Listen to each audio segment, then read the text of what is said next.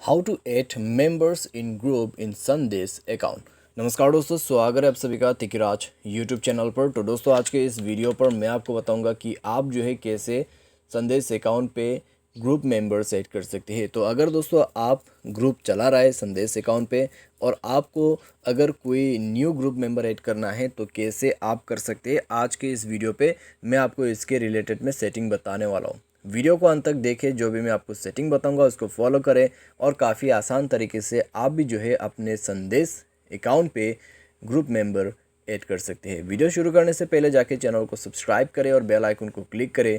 अगर आपको ऑनलाइन पैसा कमाना है तो वीडियो डिस्क्रिप्शन पर उसका लिंक मिल जाएगा। चलिए दोस्तों वीडियो शुरू करते हैं।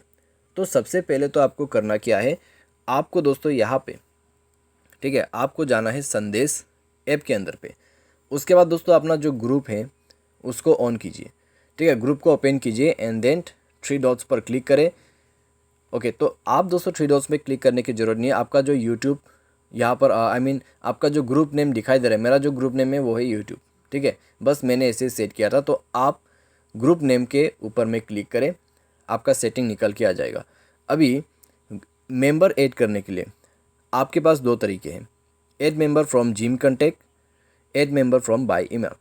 ठीक है, तो यहाँ पे आप क्या कर सकते हैं, जिम्स यानी कि संदेश कॉन्टैक्ट को भी आप ऐड कर सकते हैं। तो ऐड मेंबर फ्रॉम कॉन्टैक्ट पर जिम्स कॉन्टैक्ट पे चले जाइए।